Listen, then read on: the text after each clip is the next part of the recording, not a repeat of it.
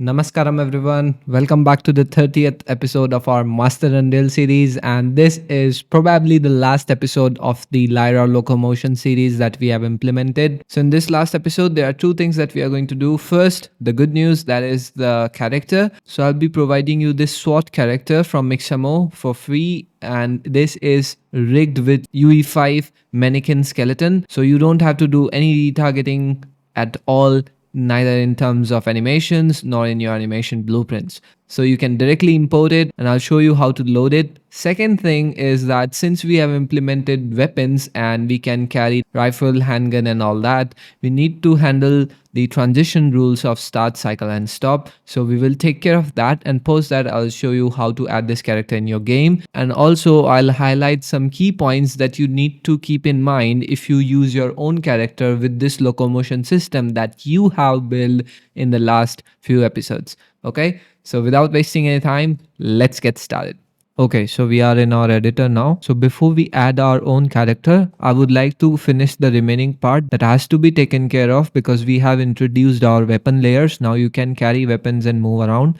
So we need to detect the animation layers, and we also need to handle the transition between the carrying weapon layer and unarmed state. So in case if certain animation is playing and you unequip or equip the gun, then your layers change. So we need to transition in those situations immediately. So for this, I will create a new variable, linked layer changed. So this will keep track if your linked layer is changed or not. So in the BP third person character, when you press 1 or 2 to equip the rifle or pistol, we link the locomotion layer so that you can perform the animations of that particular weapon layer. So in those situations, we would like to transition immediately. So I'll create a new transition rule. I'll open it and I'll connect this. So if the linked layer changed, then we would like to transition. And since this is happening all of a sudden, we would like to have maximum smoothness, and we will do the same thing for stop. Make sure the priority is set to 1. So if you change the layer, then we have to go to that animation that you have from that layer. And then we will go for this one, plug it here, compile, go back, and same, change it to inertialization 0.2, compile. Okay, now someone needs to tell when the linked layer is changed. Now we do not want to communicate with the third person character blueprint, because that is handled by the main thread and our animation blueprint is working on another thread. So to make it simple, since linked layer is only used in these 3 states, we can program our logic of keeping the track of linked layer change in the start node. So for this, what I will do, I'll open this and I will give it a tag called start layer node. Okay. And now you can get this node in the locomotion state machine. So whenever this state machine is updated, we would like to run this function. So we will create a binding and we will rename it to update locomotion state machine. And now here you can get that start layer node reference. So why are we not checking all 3 nodes? Because you can switch weapon in any situation, right? But they are part of a same group, and that's the reason they share the same animation instance. So you can pick anyone. So we'll go for start and we will convert it to linked anim graph using this pure function. This will give you the graph and we will get the linked instance. So get linked animation instance. We will promote it to variable and we will save it. So linked layer, or I must say last linked layer. So this will run every frame and we will put it here. But before we set it, we want to check if the linked layer is changed. So the last frame linked layer and this new linked layer, if they are not equal, then in that case, the linked layer has changed. So we'll connect this, and then we will update the last linked layer once this check is done.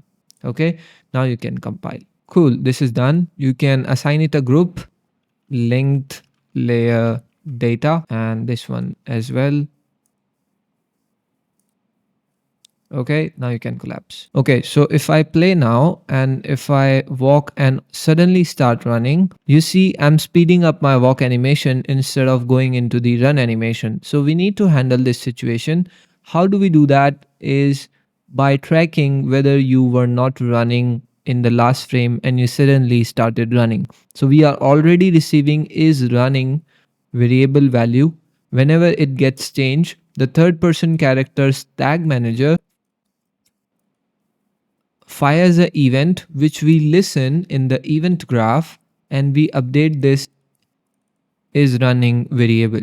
Okay, so we are doing this, but now we need to check with the last frame as well. So we will handle in the update character state data. So I'll just create a new pin and break these two, connect last one here, this one to this, and here I can check if you started or stopped running from the previous frame. So I'll create a variable was running and running changed. Okay, so whether the running changed or not will be determined if you are running right now, which has been told by this gameplay event that we received, and were you running in the last frame. So if they are not equal, that means you have started running this frame, and then we will update was running as well, because in the next frame we will need this value. So that value is this that we have just received for this frame. Remember, was running carries the value for the previous frame which we use and then update it. Okay, so now I can hit compile and I can call it running state. Okay, so we have these four. Now we can compile, go back to our animation graph, state machine, and we can create another rule.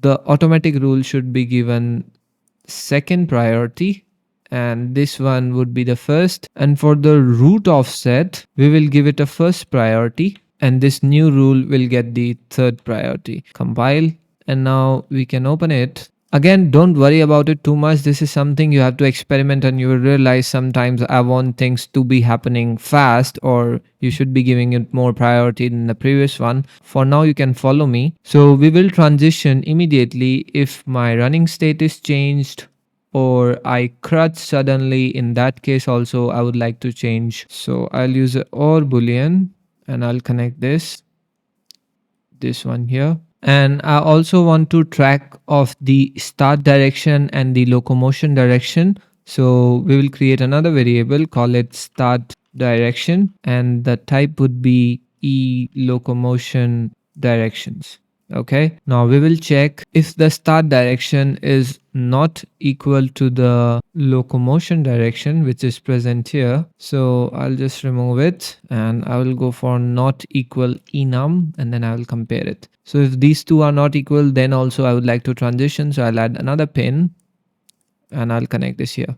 Compile. Now we need to update this start direction that will be predicted by this start. So as soon as it receives the first start pose, I would like to fire this on become relevant. So I'll call it and I'll rename it to setup start state, and we will just simply place this start direction and we will simply just update the start direction by the locomotion direction that has been calculated by the thread. So this is something that we have calculated in the second or third episode, and then we updated it in the turn in place episode. So if you want to know where is this coming from, I highly recommend you check out the turn in place. And now this one is done, so I can compile.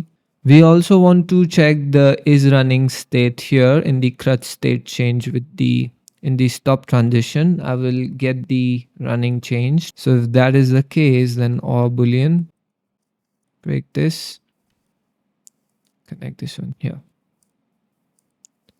Okay, so we will transition from stop to idle. Okay, now if I play and hold W and press shift, immediately it starts running. Now it's no longer speeding up. Okay, cool. So this is done, and now we are ready for our character. So I've updated the project drive link. So check out in the content under characters, you will find this SWAT folder and you will find your SWAT guy. So this is rigged with UE5 Mannequin. What I want you to do is just right click, migrate, and this will give you these options. So just deselect the functions, instances, mannequin, and also deselect the meshes, rigs, and deselect the mannequin textures, shared as well. Just keep the SWAT and this SWAT as well. So you got the skeleton, you got the SWAT textures, you got the SWAT materials, and now you can press OK. After you press OK, just go to your project. Under the content, you can select this folder and it will paste. And if you check your characters, you got the SWAT guy here, right? So now you can go to third person, select this mesh and change this to SWAT soldier skeletal mesh. This is your character now. Now if you play, you have him ready. And now let's take the camera and pull it all the way here. Press E, 180 degrees, play. And in the viewport, you might find your gun missing. So whenever you import, there are three things that is wrong. First is the rifle is slightly away from the back and the handgun is going inside. And the third thing that you should know, when you select the character mesh, you have to add the missing bones. What I mean by that is, first let's fix this pistol. I'll select the short range weapon. Make sure this grid snap is off and it is set to translation mode. Now you can bring it slightly outwards. Okay, and you can do the same for your rifle. I'll click this long range and I'll pull this little closer. Now why this is happening is because this character mesh is not designed with the same proportions as SKM Many.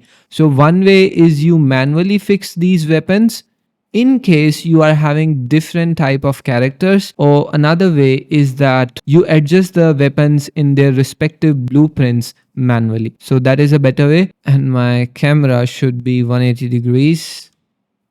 Okay, facing the character. Now if I press 1, you can see it picks up the gun. Nice and easy.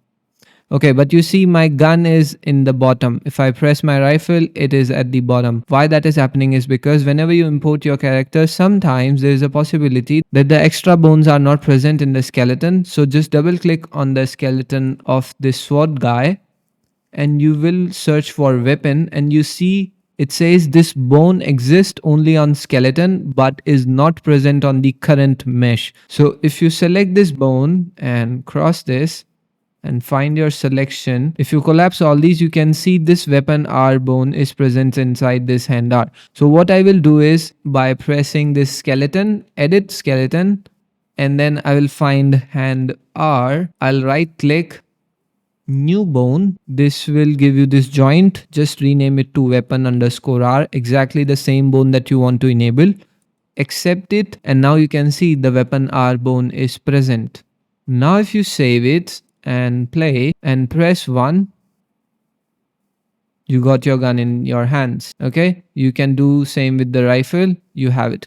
Now the second thing that you need to do for such cases where your character mesh are not of the same proportions as the SKM Many, you select this camera and you bring it here, press E to make it 90 degrees, press W to take it all the way here, and let's pull the camera a little up. Play now. Press 1.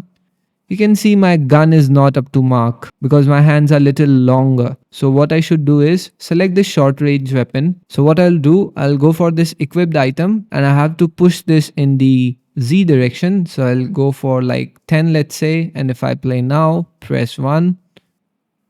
Okay, it is going up, so we need to tweak Y actually.